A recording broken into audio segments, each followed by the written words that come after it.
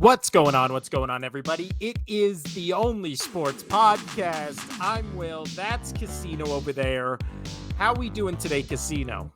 I'm here. I'm alive. I've made it through living hell the last 3-4 weeks. Well, that brings us to, obviously this is the Only Sports Podcast, right? But that brings us to our first question, Casino. Where were we?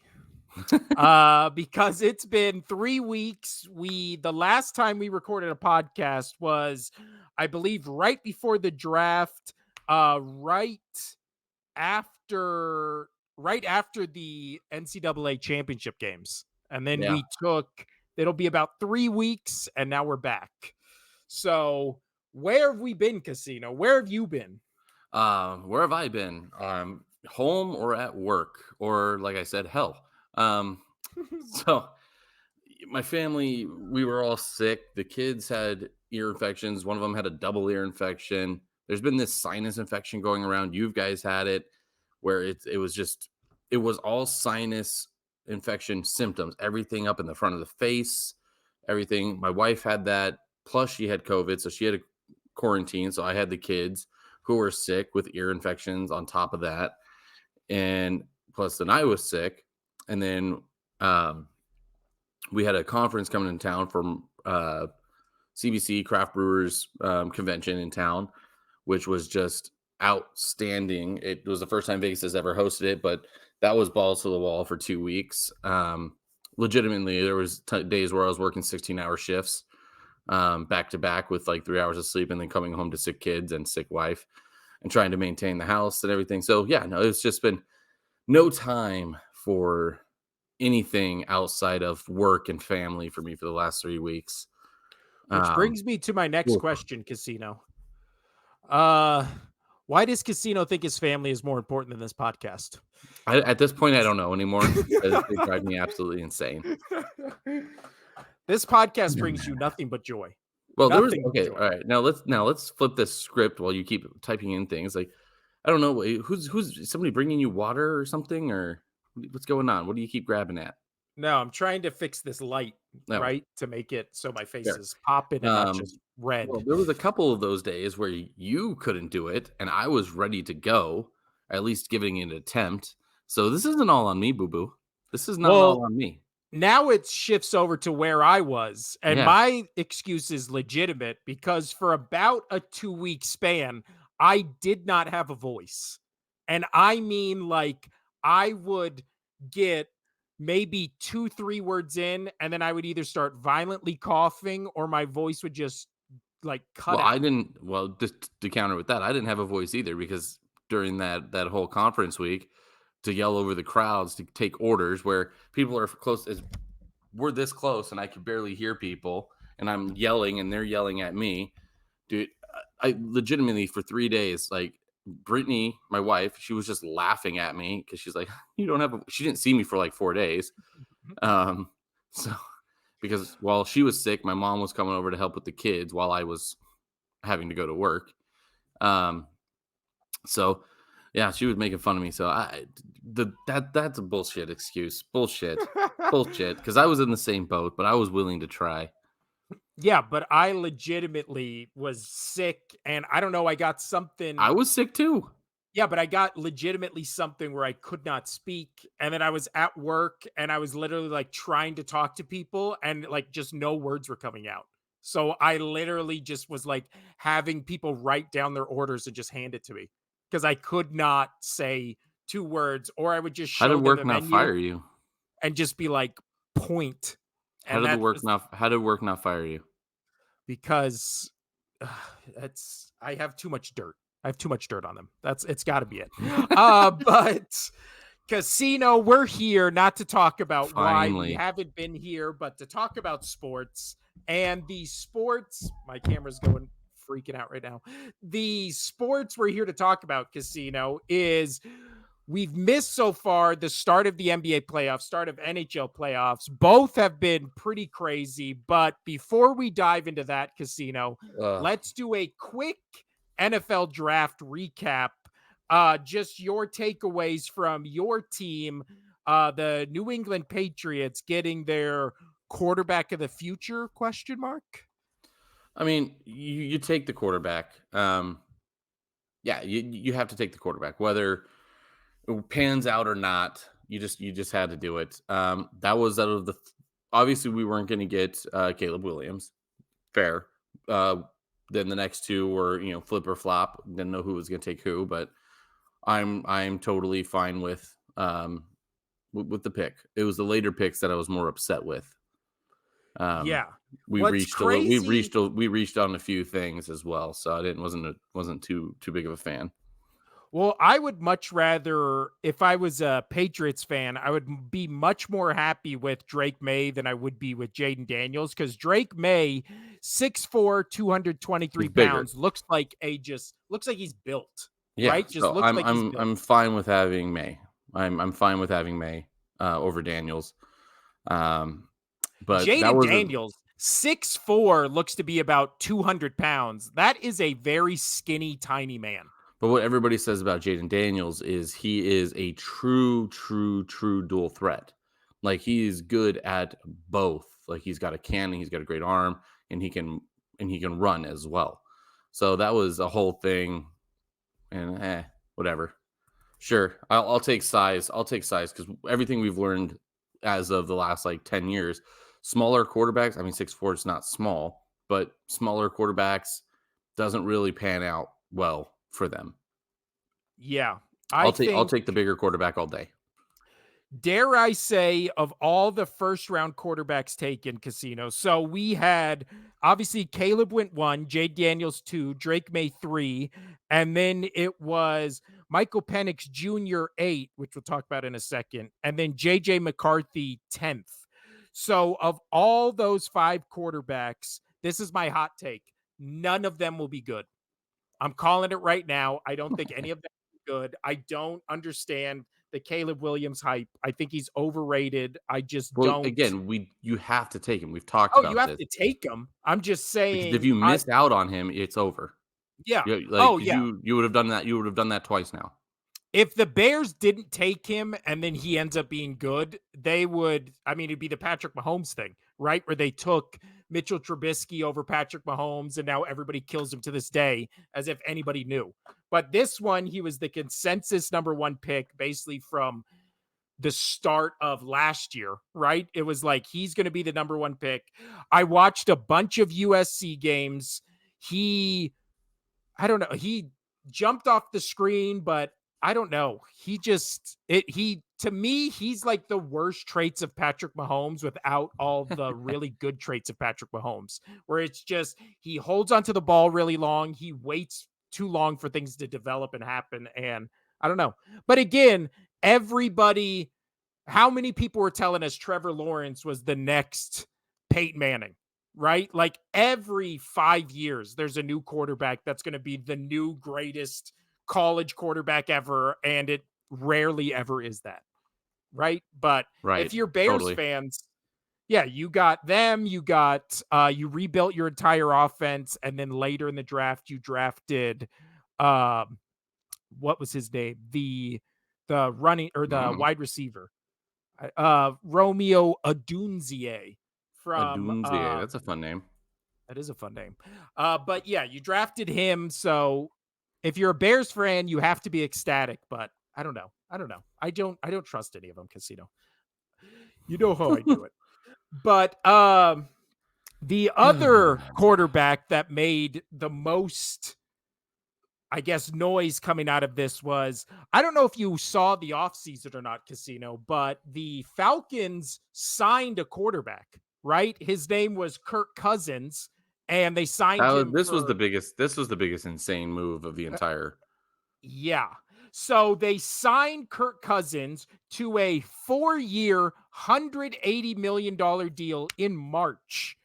End of April, a month later, they decide to draft Michael Penix Jr. from Washington, a quarterback we both liked. I like Michael Penix I still Jr. like him. Yeah, a quarterback that everybody was saying was ready to play right now, right? Not a project, not a Jordan Love where he has to sit for a year. And Instead of getting drafted to a team that needs a quarterback to start right now, he gets drafted to the Falcons. Thoughts on this move, Casino? I've been hearing so much about this. First question is why. I feel bad for him. I Yeah, feel bad for Penix because, I mean, how old is he now? He's 20, I like, believe he's 24. yeah, I was gonna say 23, 24. So he wouldn't start if he stays there the entire time and learns under um Kirk Cousins. He's not starting until 28. Well, there's half of his career. Yeah, Um, but I'm wondering, and I heard this on a radio show driving to work. I wonder if this was the case, is they realized that they messed up with Kirk Cousins on giving him that deal. So there's a hypothetical out there that what if they hired or they made that contract with Kirk Cousins, and then now they're realizing that's not their guy, and instead of trying to just make it somewhat better now and wasting a whole bunch of picks and everything that they're getting in now with a bad signing of a long-term quarterback. I mean, Kirk Cousins has only won one playoff game, right? I think correct. that's right. Yeah, one playoff game.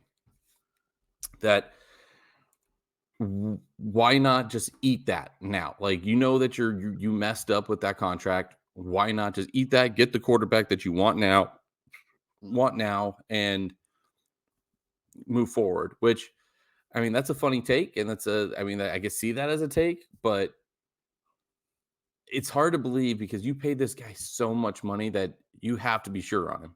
You have to be sure on him. Yeah, And then making this sign just makes you it shows that you're unsure.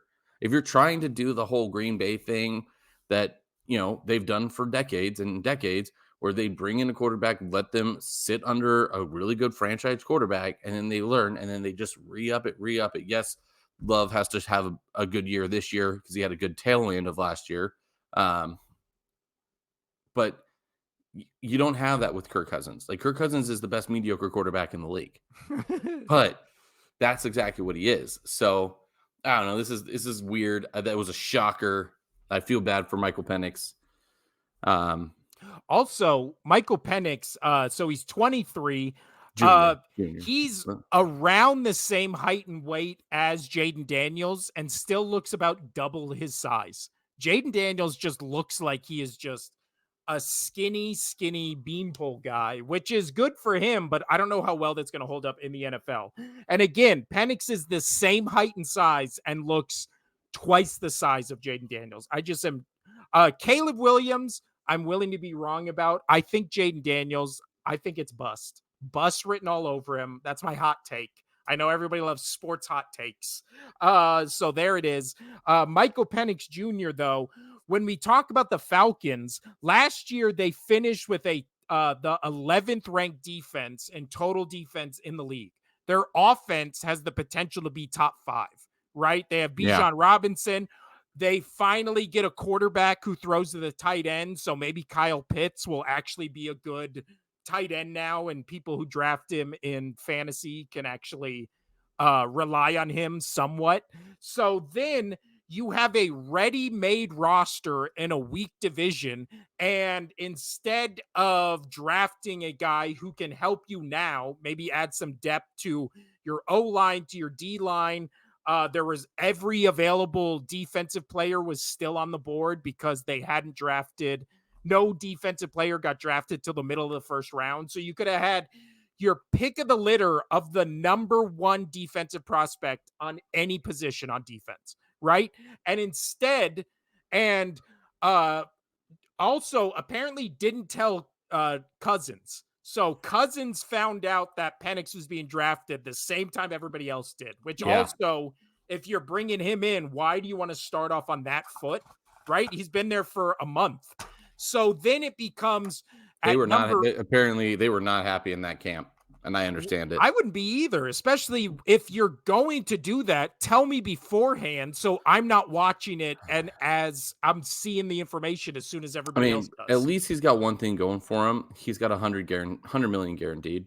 Yeah. Oh, well, Kirk Cousins, I mean, he's what, like right there with Sam Bradford in terms of being paid money for doing basically nothing in the league in terms What of are you like talking playoff about? success or Taking his shirt off and blowing the Vikings horn, wearing all of his bling. yeah, Like, he's got great gifts. Nope, more gifts than playoff wins. More great gifts than playoff wins, which gets you $100 million apparently. I don't know. I mean, well, But the one that where he was in the plane and he's got all the ice on, which is the funniest thing ever. that's been a thumbnail for one of our YouTube Yeah, thumbnails. So there you so good. go. As many thumbnails Kirk Cousins has playoff wins for this podcast. But just, I don't know, a weird choice to draft a backup player with your first overall pick. And that's a top 10 pick. I just doesn't seem like a winning formula, but what do I know? Any other things jump out at you from the draft casino? My Eagles They got the crushed it with steals, the best corner in the game. best corner, and then in the second round got projected first round corner and a white corner. So he will be the first white corner in the NFL since legitimately the 80s. I read that somewhere and I was so yeah, I was happy with the Eagles draft. They That's just wild. a bunch of they drafted Jeremiah Trotter Jr. His dad was a linebacker who played for the Eagles during the 2000s. So that was cool. I like when teams draft kids of players their dads played for. Like, remember there was Joey Porter Jr. went to the Steelers. Right. So that's cool when that happens. Also, speaking of casino, since we last recorded, I officially turned 21. Finally 21. Can finally taste alcohol. Looking forward to it. Haven't tasted it yet, but it's only been 2 days since my And birthday. So excited to try it. But and I casino, gave you the best birthday present ever. I that's stayed up true. till about 2 a.m. playing video games with you. And that was the first time in a year, roughly, just about a year. It's true. You know how long I started updating my Xbox and not just my Xbox, but the games and everything that we needed to play that game at like 2 in the afternoon. And it wasn't ready until like 8:30, like right before we started playing. Yeah, that was no, That that was a was fun. year, that was a year's worth of updates. Yeah. And you know what? We played Overwatch 2 and we went on a tear. And I would say we probably played 20 games, maybe won 17 of them. I mean, the I win, think it was probably like I think we won like 75%. I think it was like 15 of 20 or something like that. yeah, not bad. Not bad, Not bad especially for after a not year playing break. forever. I Yeah. mean, I know you and your son play, but the other three of Yeah. the Shout fearsome out to our friends Hawk and his brother Spoonie. spoon. Both not their real names. Casino's not his real name. My 12-year-old What? was shocked, Dude, that's shocked so that funny. those three were not their real names. That was the funniest thing of that entire evening was that your son was shocked that I wasn't Casino, he wasn't Hog, and he wasn't Spoonie. But I mean, speaking, it's much better than Casey Allen and Jose. Like, come on. that's true. I mean, I have Will right there. Boring. Boring. Yeah. But Casino, speaking of my birthday, there was one thing I did on my birthday night, which was I went to go see You have sex for the first time? the what? What? This is my Segu. I I went said, to did you go have sex for the first time? Which is funny because you have 2 kids. no proof they're mine. But for the I first don't know what you're talking about. They look identical to you. that is true. You created clones. And my family always sends me pictures of when I was like a little kid or whatever. Oh, You hey, my could mom's calling. literally, when it's my birthday, you could Hi, literally mom. take. Hi, I'm doing my podcast right now with BJ. Okay, bye, mom. You too, bye. That was weird, right? When I said my mom, your mom calls. Yeah. Uh, Well, a couple of our listeners actually know my mom, so I hello. do know your mom. We used to watch Game of No, Thrones a together. couple of my listeners. That was awkward. That was awkward Yeah, what a when terrible show to pick to watch with your mom. Some of those episodes. yeah, I Yeesh. think you guys were there for one of those episodes too. We were there for a lot of those episodes. That happens a lot in Game of Thrones Casino. Uh, but uh, but on my birthday night, which was April 29th, Casino, me and my eldest son, who is 12, Who looks just like you? newly 12, he actually had a birthday since the last time we recorded a podcast. It's been a long Is his time. birthday in April too, right? Yeah, middle of April. Tax Yeah. day. He's a tax day baby. Oh no. Uh, Poor but kid. me and him Well, my both went. daughter's in April too, so fuck all you Everybody, April babies. everybody loves April. But it's time, Casino, for my cogent All right. Vegas Golden Knights versus Stars analysis from me inside the building. Game, that was game 4. So in between the intermission one, or for the first intermission between period number 1 and period number 2, they brought out the Jersey Boys to sing a medley of Frankie and Don't the worry, guys. Valley. This has nothing to do with the game. This is going to just be about Jersey Boys. This is not true. This is about this happened in between the first and second period. Frankie Valley in the Four Seasons. I like that song, December 1963. Oh, what a night. Okay, so what a night. Yes, they sing a medley of the greatest hits of Frankie Valley in the Four Seasons. Not only is the deep voice guy off and does not at all sound like the deep voice guy, the guy playing Frankie Valley can't hit the high notes that Frankie Valley does, which begs the question, why are you singing like Frankie Valley and being a Frankie Valley impersonator when you can't hit his famous high notes that are one of the only things that separate him from other singers? Oh, what a night. Yes. He couldn't hit it. And that hurt, actually. And you know what? I immediately go, this guy ain't got it. My son goes, you're just a hater. You're just a hater. 10 minutes into the performance, my son turns to me and goes, no, you were right. So right there. I love your son so much.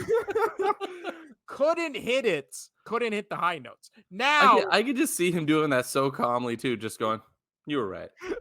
Yeah. And that's exactly how he did it. Now, as far as the less important thing, the game goes, Casino. So the first period of that game, the Knights shot 14-7 shots on goal against the Dallas Stars.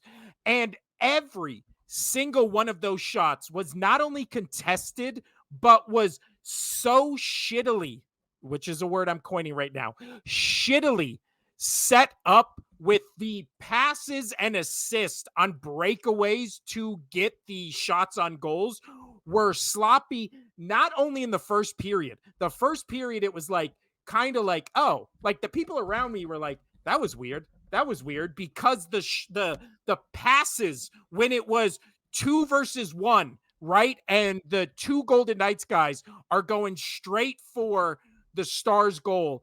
The passes were just awkwardly a little to the left, a little to the right, a little out of reach, where they would fuck up the shots, right? And people around me, myself and my son included, were just kind of, because we were sitting right in front of the goal. So we were just kind of looking at each other like, that was weird. And it happened every single time. Every single time. So then it gets to the second period. And not only that, after the first period, it's tied 1-1. It's been 14 shots on goal to 7. The Stars have been on the Golden Knights side of the ice for, let's see, the period's 20 minutes. They've been over there for 2 minutes. The entire 20 minutes. It's been Knights on the Stars side, not the Stars on the Knights side. It's tied 1-1. So everybody after the first period, we're talking to people in front of us. We're kind of just like, it's weird that it's tied up, because we're sitting in front of this goal. We feel like the whole goal or the whole game so far has been happening in front of us, right? So then all of a sudden it's 2-2, right, in the second period. And then it just becomes this weird thing where, again, the Knights have so many chances, so many times where they're in a breakaway where they have the numbers advantage. No calls are getting called, right? There's multiple fuck you ref chants throughout the arena, throughout the game. There was at 5 separate times where there was fuck you ref chants, which again, with my 12-year-old, always a fun chant to get in on.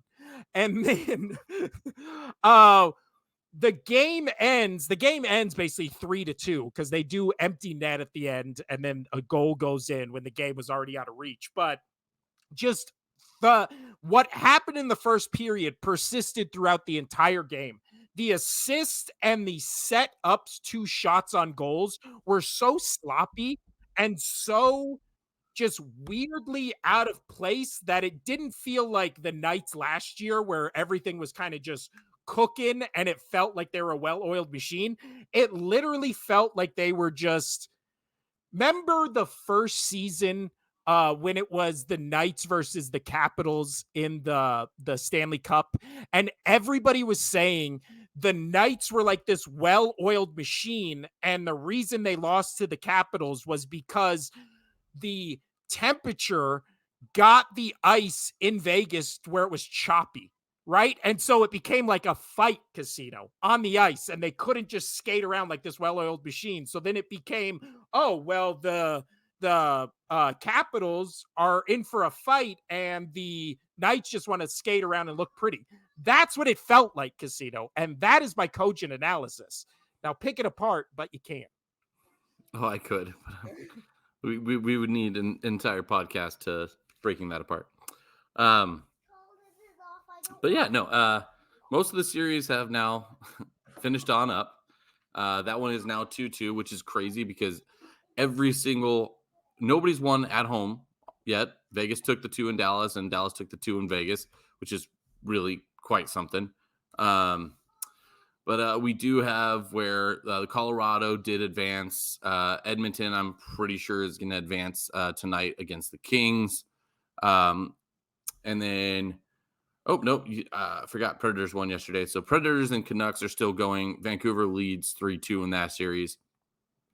Boston, I thought, was going to close out last night against the Maple Leafs, especially with Austin Matthews, who is the Maple Leafs superstar in scoring, one of the league's best scorers. He was out last night, but yet Maple Leafs win to force a game. Wait, what are you doing, casino? I'm just giving a quick, what are you freaking talking about? I got all the games lined up here. I can't leave you alone for 2 seconds. We're doing cogent VGK versus Stars analysis. I don't know if you can read the screen. Fine. I just gave it to you. Casino. Well, okay. Well, there. We'll start there. So Vegas won the first 2 at home. Dallas has won the last 2 in Vegas, which is crazy because now they go back to Dallas. Dallas has home ice again. Game 3 in Vegas, I thought that was the best goalie performance I have ever seen a Golden Knight goalie ever play, and arguably one of the best goalie performances I've seen any goalie play ever in my 10-year plus, of watching hockey. The That was amount, also the longest hockey game ever played. no, it was not It even really close. felt like it. Not It even felt close. like it. Also, why are we starting playoff games at 8 p.m.? Yeah, that was a late game. Why? That Why? game almost Because ended at they're trying to midnight. keep them all on the same network. So Don't make me do this rant again. 3 playoff games a day on a weekday drives me fucking crazy. NHL, NBA, everything. Well, it's fine. It's fine if they don't. We've talked about this. I remember that, but it's fine if they don't keep them on the same network and they can actually start the games on time. Every single Knights game so far this series, Knights Dallas Stars game, has been pushed about a half hour after start time. Yeah. So it's absolutely insane. But I really thought the Golden Knights were gonna when they came back and tied it 2-2 in Game 3 with that amazing performance by Logan Thompson. Again, arguably one top 5 best goalie performances I've seen of all time. Definitely the number 1 goalie performance I've ever seen a Golden Knight goalie play. I've seen goalies and Golden Knights goalies take that many shots and only letting 2 in goals, but the amount of high quality chances, 1-on-1s, 2-on-1s, breakaways that Logan Thompson had to save was just outstanding on what he did. I felt really bad for him that they could not win that game for him. Fun as of 2 hours ago, Aiden Hill is going to be starting in for Logan Thompson, which I feel really bad about because I don't think it's not Logan Thompson's fault at all. With where they're sitting at, he won the first 2 on the road. He played lights out in game 3. Game 4 was you were there. He didn't play horrible. It was a couple of bad bounces off of players. The one great shot by Dodonov that for the Stars that hits the back of Logan Thompson's helmet with like a space this big going in. So I mean, it sucked for him, but I don't know why we're starting Aiden Hill. They got to fix their defense before anything. You think the Knights survive this, or you think it's I do. Stars take I it? still think the Knights will survive this because the Knights have always had a good record against the Stars the last 3 years, especially against when Pete DeBoer has taken over. Because Pete DeBoer, he left Vegas 2 years ago. We got fired, and then Bruce Cassidy's taken over. And since Bruce Cassidy's been playing against the Stars, they've been dominant. I just don't. I just don't see the Vegas losing in a 7-game series to the Stars. I mean, they're the number 1 seed for a reason. The Stars are good. Pete DeBoer knows how to get teams to the playoffs, knows how to get them on deep runs. He even did it with the Knights, but he doesn't change up a lot. Granted, he did change up coming into Vegas, which was a shocker. He changed up his lines and he changed things around, and it obviously worked out for him. But it is very rare to see him mess with everything and throw his lines into a blender and come back out and actually compete and win.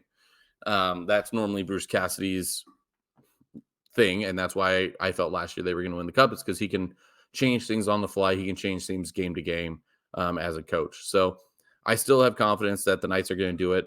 I honestly think the Knights, I'm worried with the Aiden Hill switch up. I did not like how he played at towards the end of the season when he came back again with only like 10 games left. He was unhealthy. His health was a little meh, but oh great. And my child's waking up. So this is going to be great. I'm going to have a screaming kid. So I don't know what to do here, but yeah, we'll see. I think the Knights can still pull this off. I could see Dallas winning this one, Vegas winning back at home, and then going to a game 7. And I think that we would just grit it out. But I think if the Knights can pull off this, they don't lose one of the next 2. They'll win one of the next 2.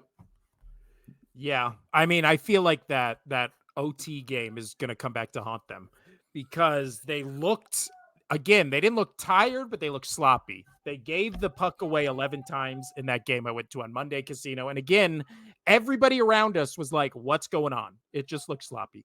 But then Casino, any thoughts on the Avalanche who closed out the Jets and the Hurricanes? That was just nuts. So I sent you that video. Did you see the player Dylan get his hand sliced and after the game?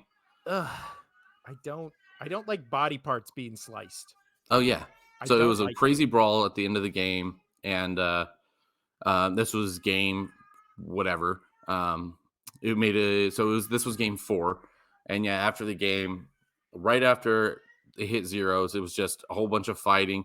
Not a lot of punches thrown, but more like chokeholds and slamming each other down on the ice. And one of the players ended up getting his hand sliced, and it was luckily no damage. But it was enough to bleed profusely on the ice and just a big old puddle of blood. And as he's skating off, you just see it dripping down. That's great. Yeah. There's a couple of refs that were pretty, I don't know which series it was. A ref got hit with a puck or a stick. I don't remember which one. I saw it late, but he was being stitched up. You saw him just stitching, and I loved it. It was on national television. You got it like zoomed in on his face, and the trainers are out there stitching up his chin, a ref. Stitching up his chin, slapped a piece of gauze over it and taped it up, and then he just goes back out there and continues refereeing. Like, I love that. He just got, and you could see it. It was a gash on his chin, and he's just like, nope. They're sewing it up right there on site. He's calling it a day. I'll never give props to refs for anything.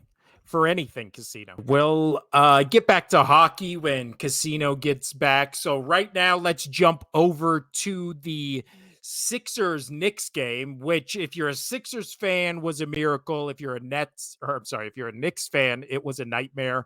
But what it really came down to was the emergence of a new star, Tyrese Maxey, in the Eastern Conference, and then in the Western Conference, we'll talk about the star that's emerged over there in Anthony Edwards. But for last night and for today, it was Tyrese Maxey who stole the game away from not only the Knicks, but away from Joel Embiid trying to give the game up. I don't know.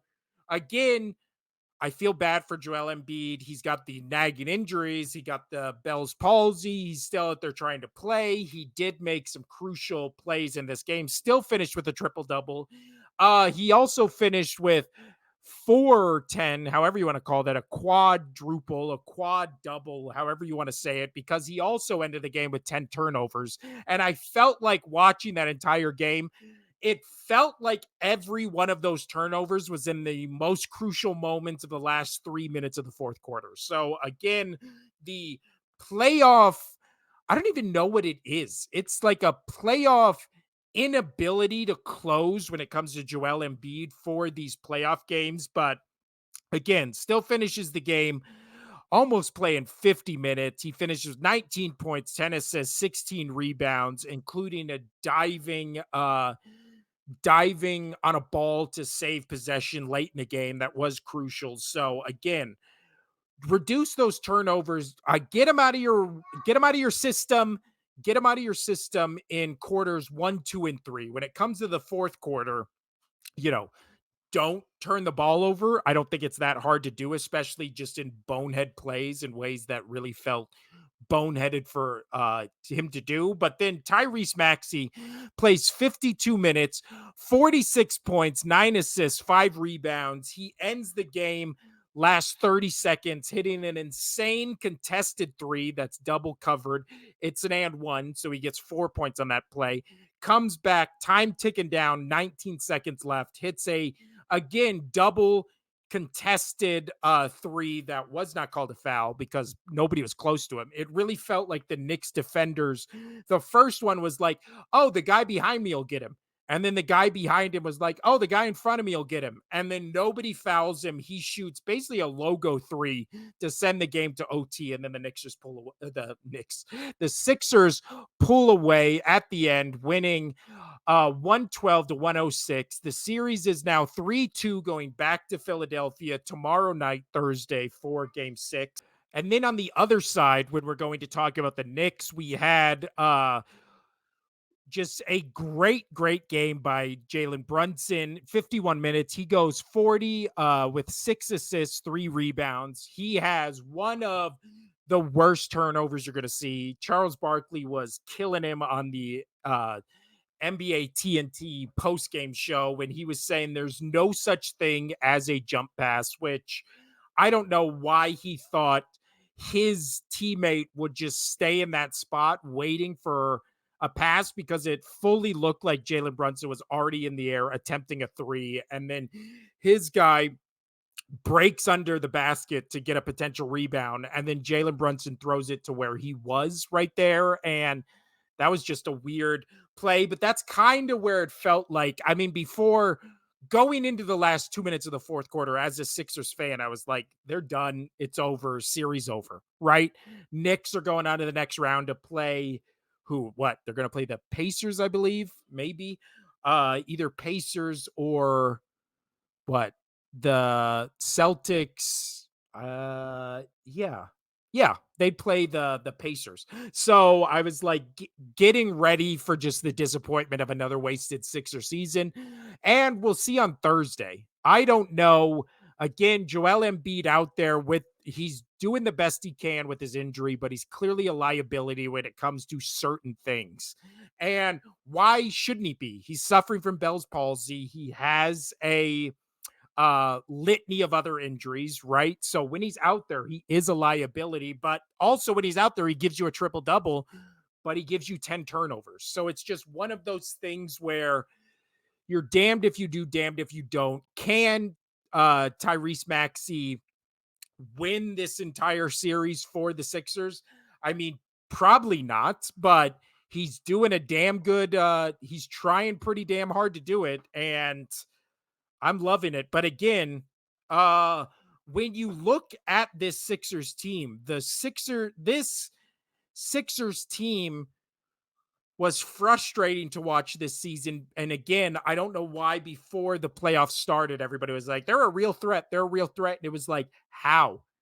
You have a busted Joel Embiid, which again, not his fault, but the playoff shortcomings are his fault because he fails short every year in the playoffs, healthy or not. And if he's always injured in the playoffs, then you got to do something, right? But then it's like you have Tyrese Maxey. Last year, at least you had Harden, right? So, and he had some of his best games ever in a playoff. I mean, speak of another guy who doesn't perform in the playoffs. Well, that was what the title that was boasted upon him. And then all of a sudden last year he's lighting it up, and this year he's been pretty damn good for the Clippers. So maybe it just takes one, right? Just takes one series, 1 year to just shake that, right? That's what everybody said about Jokic. That's what everybody said about LeBron until all of a sudden they went on runs and now they're clutch playoff performers, right? So when it comes to the Sixers, when you look at their third options, I don't know who their third options would be. Tobias Harris is only on this team to take more money than he's earned, right? Like that's the knock against Tobias Harris is his contract is absolutely, absolutely ridiculous for the output he puts on this team. You have Oubre Jr., who last night 14 points, 4 rebounds, which is fine if you're not playing 40 minutes, right? And then the other one is Kyle Lowry, who 0 points, 5 assists, 2 rebounds in 26 minutes. So there's your main five, right? Maybe you can switch in somebody for Lowry if he's coming off the bench, but again, then you have uh Batum, whatever, 8 points, 8 rebounds, 1 assist in 33 minutes. So again, how is this Sixers team? How do you have any confidence in them when their supporting cast around Maxey and then around a hobbled Joel Embiid is just overpaid Tobias Harris, inconsistent Kyle Lowry, and then Oubre, which is a mystery at this point, right? Like what you're going to get out of him. So again, no third option, no supporting cast worthy of taking this Sixers beyond the Knicks. But if they do beat the Knicks and maybe Joel Embiid gets a little bit healthier, crazier things have happened, right? But speaking of injuries hurting this not only playoff run but this season of basketball, well, let's talk about the Bucks and Heat and how they're just done, right? Like the Pacers won again, or the Bucks won against the Pacers last night. It felt like that weird game where the Heat beat the Celtics because the Heat shot, a record number of 3-point shots in franchise history to beat the Heat. So again, we just have two teams that were the Heat weren't favorites going into the playoffs, but the Heats with Jimmy Butler in the playoffs have been deadly, especially for the Celtics for the past 3-4 years, right? So that was a matchup everybody was looking forward to. And then it was like, oh, Jimmy Butler's out and this series is about to be over. Right. And then the Bucks, it was like, oh, Bucks Pacers, that's going to be good. Dame time. We got MB or not Embiid. We got Antetokounmpo. We got Doc Rivers. That might actually come back to bite them in the ass. But then you just have, again, just injuries, your two best players. The Bucks could potentially survive this, and then who knows what they are in the next round. But again, I've never been a Doc Rivers fan even before he got to the Sixers. And then once he got to the Sixers, he just did Doc River things, right? Which is make excuses for everybody else, make bonehead plays, make bonehead calls, especially in playoff games, be the only coach ever to lose multiple series when you're up 3-1. How you can go into any playoff series with that guy as your head coach and be any type of confident that your team is going to win, you can't be, right? You just can't be. So then we move on to, again, I think Pacers and Celtics move on to the next round. We move on to what we missed since we were gone, which is Lakers getting the gentleman's sweep, right? Where they get one game, lose in 5 to the Denver Nuggets, and not really much to say on the Lakers. I mean, Anthony Davis played good. LeBron James played pretty good. And then it just came down to you're playing the best team in the league, right? I mean, Celtics, you can make the argument that Celtics are better just record wise. But in terms of what Jamal Murray becomes in the playoffs, what Jokic just always is, which is a potential MVP every year, right? Multiple time NBA MVP. The Denver Nuggets are champions last year. They have, without question, really, in my mind, the best starting five and best bench depth, everything, the best player currently right now in the league. So it's not a shame to get swept by the Nuggets in, well, not swept, but gentleman sweep, right? Where you win 1 out of 5. It's not, if you're any other team to get swept by this team, gentlemen swept by this team, it's one of those things where you go, yeah, of course. They're the best team in the league. They're the best team in the Western Conference, obviously. They're the defending champs. They are the best playoff team, right? Because the other teams like Oklahoma City and Timberwolves and all that stuff are so young, and we haven't seen what they do in these specific stages. So then it becomes a thing, Casino. Welcome back, Casino. Welcome back. Welcome back. Lakers get swept. Love Where it. the only reason people are surprised the Lakers got swept by my pick for the best team in the league right now is because the Lakers have an argument for the best player ever in LeBron James getting gentlemen swept by this team, right? If this was a team without LeBron James on it, it would be like, yeah, of course, it's just Anthony Davis and guys. But this was LeBron, Anthony Davis, and some guys. I mean, I'll give some respect to Austin Reeves, but yeah, my question, Casino, is can anyone beat the Nuggets? The Celtics. We've talked about this. We've talked about this many times. The NBA was not going to be fun for me to watch this year because we knew who's going to make the finals. It's going to be the Celtics versus the Nuggets. It's going to be the Celtics versus the Nuggets. That's what it's going to be. And then from there, who knows? I mean, Porzingis is hurt currently, so he's got to get back because I felt like that was their missing piece in Boston. But I mean, it's either going to be Boston finally gets it done, or it's a repeat. For me, NBA this year has been very kind of boring because it's been very predictable. I will say this though, the Timberwolves. Good on them. Good on them. Maybe the Timberwolves might be able to beat the Nuggets, Casino. There we go. Look at me. See, I'm paying attention somewhat. The Nuggets did a gentleman's sweep of the Lakers, right? A gentleman's sweep means you're a gentleman and you give them one game to give them hope, and then you beat them the rest of the other games, right? That's a gentleman's sweep. So yeah. The other team wins the first game, and then you sweep. Then you win the next 4 straight. Gentleman's sweep. Those are the best kind of sweeps too. I mean, regular sweeps, like those are cool. I mean, just winning 4 games straight, cool, whatever. But a gentleman's sweep, you just give them just enough hope just to make them feel good about their season, and then you just wreck them. Yeah. And going into the last game where the Nuggets beat the Lakers, their record against the Lakers, the last, I believe it was 11 times they played, the Lakers against the Nuggets were 1-11. So in 12 meetings, they have won 1 of the 12 games. So the Nuggets just have the Lakers numbers. But now, and I just talked about the Sixers Knicks when it comes to Maxey and the emergence of him as a star. The real emerging star of this playoff so far has been Anthony Edwards for the Timberwolves, and how they just annihilated the Suns, and didn't only annihilate the Suns, but annihilated them in a way where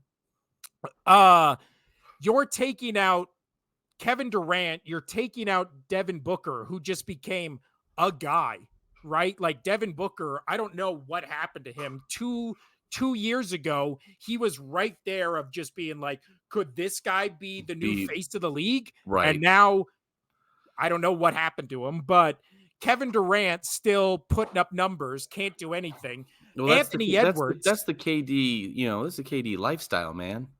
yeah, puts up numbers, doesn't win in the playoffs when he's not on Golden State, and that's pretty much it. I mean, the Suns finished 6th in the Western And the Conference. only reason he won that one with the Golden State is because they had Green and Steph's. Like, come on. Yeah, but I mean, he was He, great on those teams. But again, he said it himself. He can't be the leader or the guy. He needs to be the Robin to somebody's Batman. And for a while, everybody, including myself, was like, this Suns experiment's going to work fantastically because he can be the Robin to Devin Booker's Batman. And then Devin Booker was just like, I'm not I'm even going to be Alfred. Robin. I'm going to be Alfred. Yeah. We need to find a Batman and a Robin. And then Kevin Durant was like, well, I don't want to be Batman. And then they get swept. Right. And I guarantee either Devin Booker or Kevin Durant will never play another game together on the same team. One of them's getting traded in the offseason. It's almost a guarantee.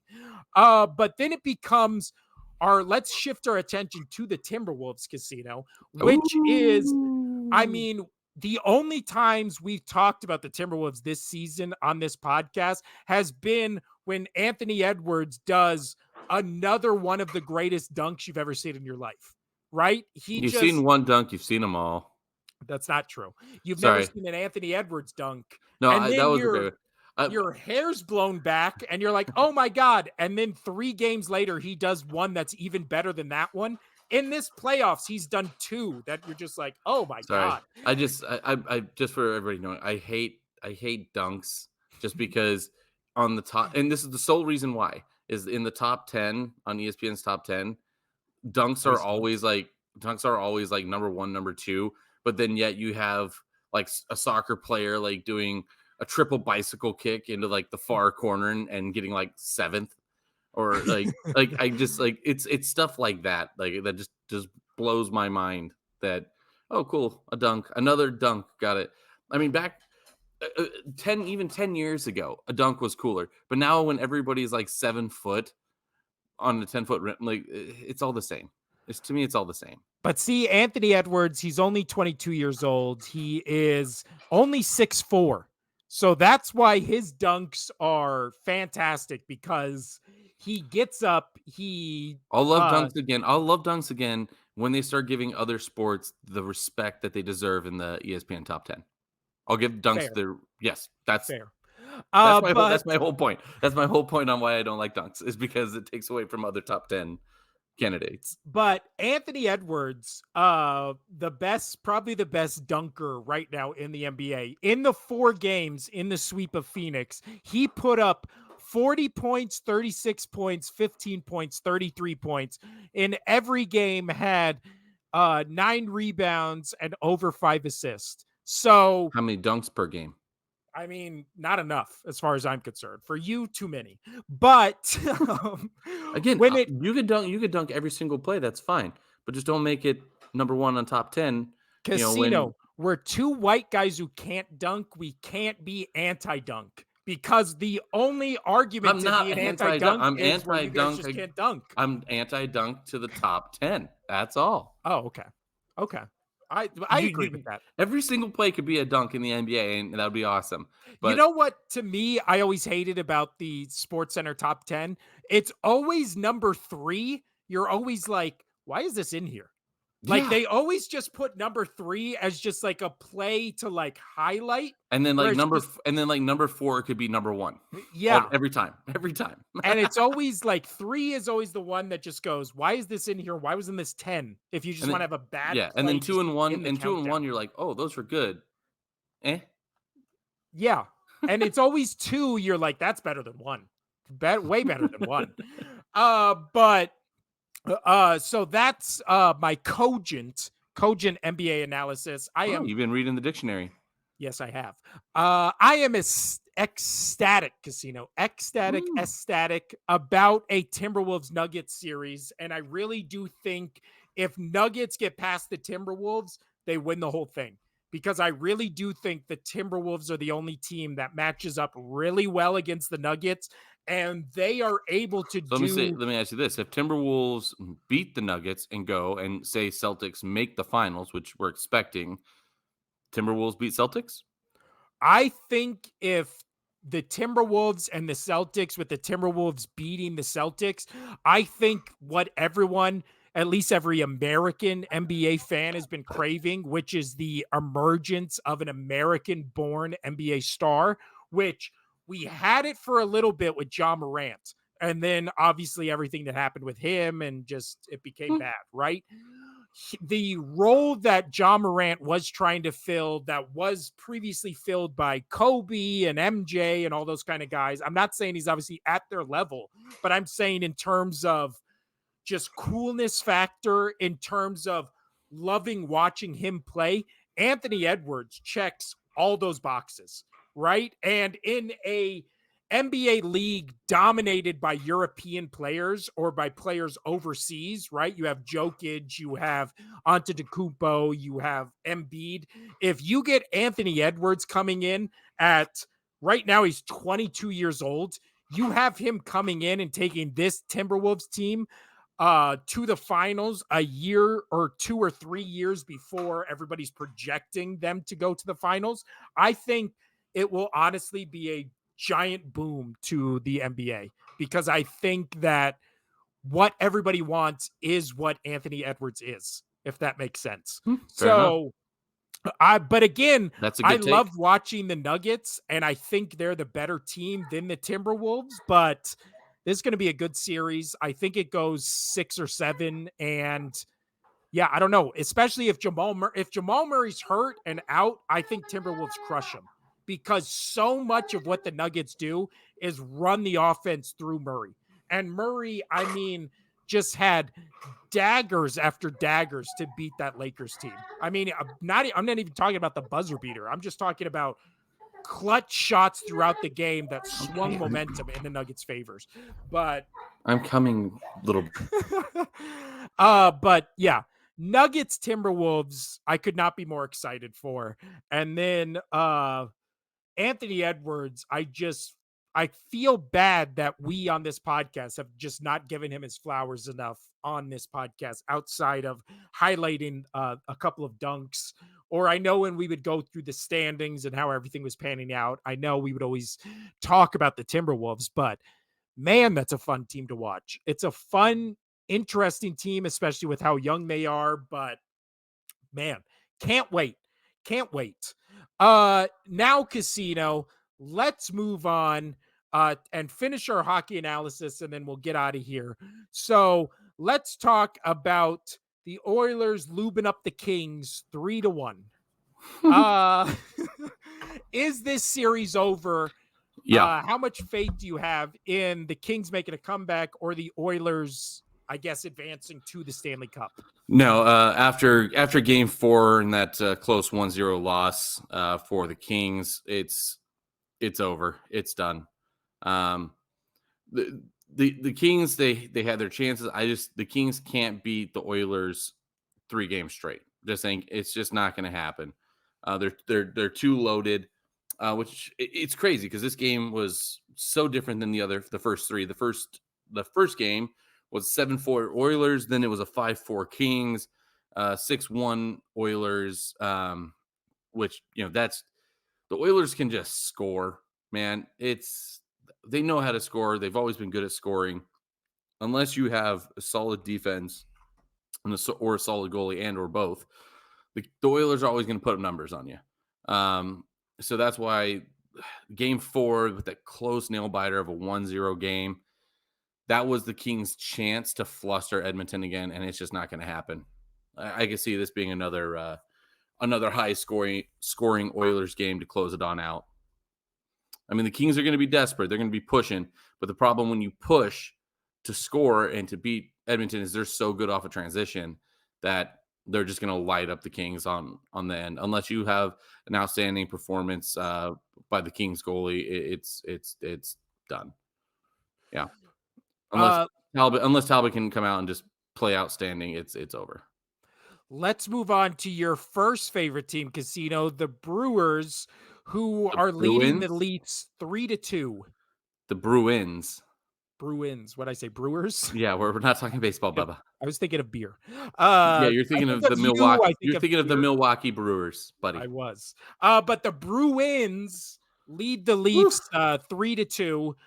How is your first love faring in They're this gonna be just Stanley fine. Cup race? They're gonna be just fine. Yeah. I really thought they were gonna close it out last night.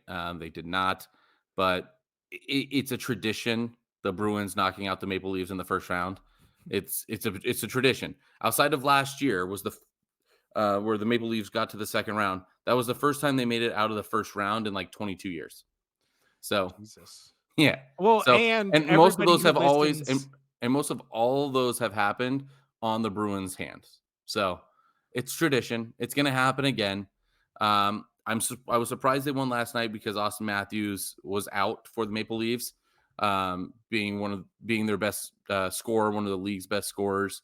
Um, so it was a little surprising, but I would be absolutely floored and shocked if the Bruins let the Maple Leafs come back and take them down. Shocked, thoroughly shocked. um, last one, Casino. The Canucks cuck the Predators 3-2. Who do you think wins this series and why? God, I hated that. I couldn't just say versus or beats or leads. That's not interesting. No. Nobody's gonna laugh at that. So Um, Canucks, the C word. Canucks, I think the Canucks are going to get it done. The Predators for years, for the last like 5 years, have been good, but never able to get over that hump. And I don't see it changing during this series as well. They've played much better.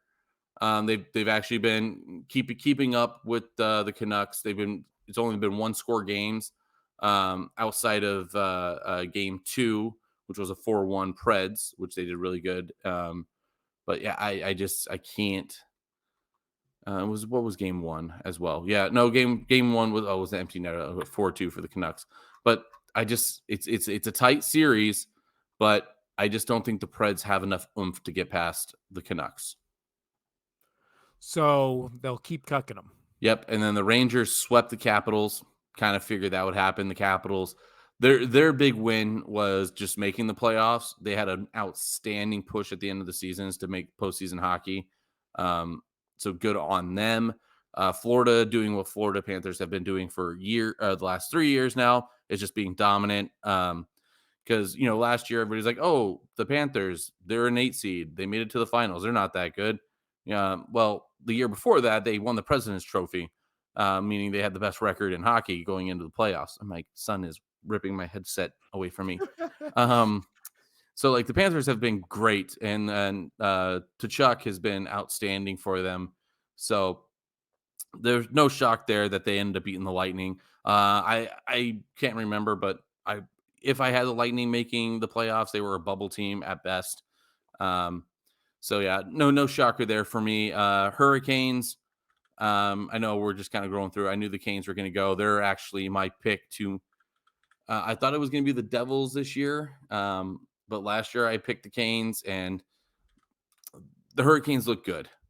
They look good. The Bruins are going to have their hands full if they end up advancing. The Rangers, the Hurricanes. I think no matter how good the West was last year, and we still got some good teams this year, I just don't see a team beating either any three of those teams, the Hurricanes, the Bruins, or the Rangers in a 7-game series. Well, then put your money where your mouth is, Casino. I don't gamble. Oh my Who gosh. plays in the Stanley Cup? You don't need to hear me to This answer this question. this year I'm gonna go Oilers Rangers as of what I see what I'm seeing right now. Oilers Rangers. You know what? When it comes to the NBA Finals, I'm gonna go with it. I'm gonna go Celtics Timberwolves. I think that's the finals. I think obviously the finals everybody wants to see is Nuggets Celtics, but I think there would be a strong interest in Timberwolves Celtics. So You can't I'm chew on picking that, buddy. Timberwolves Celtics. I think Jamal Murray's more hurt than he lets on, and we're going to see it when it becomes Timberwolves Nuggets that's starting here in a couple days. But Casino, this is the end of the podcast. A return mired by what our podcast is always mired by, which is the children in our lives. So I'm going to have to do a lot of editing on my part because my son wouldn't stop walking into the room and talking very loudly. But that's what kids do. So that's why we love them. And my kid is just ripping the cores left and right. And on that note, this has been another return of the Only Sports Podcast. We will be back on Friday to talk all things sports, talk about the games between now and then, preview some of the upcoming matchups as well, talk about any other news that happens, maybe talk some baseball, who knows. But this has been the Only Sports Podcast. I'm Will. That's Casino over there. Adios. Bye.